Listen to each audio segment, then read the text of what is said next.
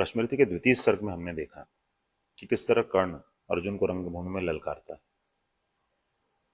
वहां पर जब कर्ण को सूत पुत्र कहकर अपमानित किया जाता है, तब दुर्योधन आगे आकर कर्ण के सम्मान की रक्षा करता है और उसे अंग देश का राजा घोषित कर देता है।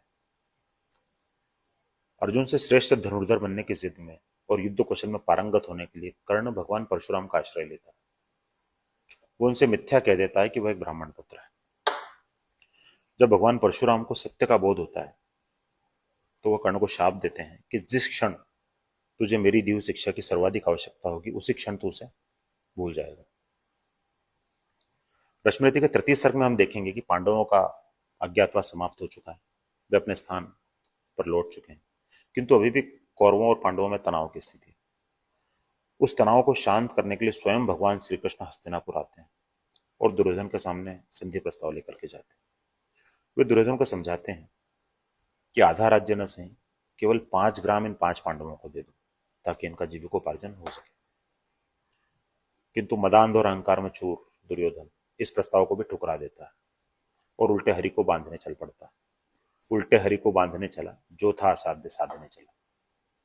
तब भगवान श्री कृष्ण अपना विराट स्वरूप दिखाते हैं, जिसे देखकर वहां बैठी सभा सन्न रह जाती है, विस्मित हो जाती है, भयभीत हो जाती है।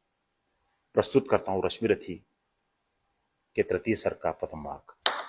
हो गया पूर्ण अज्ञातवास, पांडव लौटे वन से साहस। पावक में कनक सदृश तप कर, वीरत्व लिए कुछ और प्रखर। नस नस में तेज प्रवाह लिए, कुछ और नया उत्साह लिए। सच है विपत्ति जब आती है, कायर को ही दहलाती है। शूरमा नहीं विचलित होते, क्षण एक नहीं धीरज खोते। विघ्नों को गले लगाते हैं, कांटों में राह बनाते हैं। मुख से न कभी उफ कहते हैं, संकट का चरण न कहते हैं। जो आ पड़ता सब सहते हैं, उद्योग निरंतर रहते हैं। शूलों का मूल नसाने को, बड़ खुद विपत्ति पर छाने को। है कौन विघ्न ऐसा जग में, टिक सके वीर नर के मग में। खम ठोक ठेलता है जब नर पर्वत के जाते। पांव खड़ मानव जब जोर लगाता है, पत्थर पानी बन जाता है। गुण बड़े एक से एक प्रखर हैं, छिपे मानवों के भीतर। मेहंदी में जैसी लाली हो, वर्तिका बीच उजियाली हो। बत्ती जो नहीं जलाता है, रोशनी नहीं वो पाता है। पीसा जाता जब इक्षुदंड, झरती रस की धारा। अखंड मेहंदी जब सहती है प्रहार, बनती ललनाओं का सिंगार। जब फूल पिरोए जाते हैं, हम उनको गले लगाते हैं। वसुधा का नेता कौन हुआ, भूखंड विजेता कौन हुआ। वसुधा का नेता कौन हुआ, भूखंड विजेता कौन हुआ। अतुलित यश क्रेता कौन हुआ, नव धर्म प्रणेता कौन हुआ। जिसने न कभी आराम किया, विघ्नों में रहकर काम किया। जब विघ्न सामने आते हैं, सोते से हमें जगाते हैं। मन को मरोड़ते हैं पल पल, तन को झंझोड़ते हैं पल पल। सतपथ की ओर लगाकर ही जाते हैं, हमें जगाकर ही।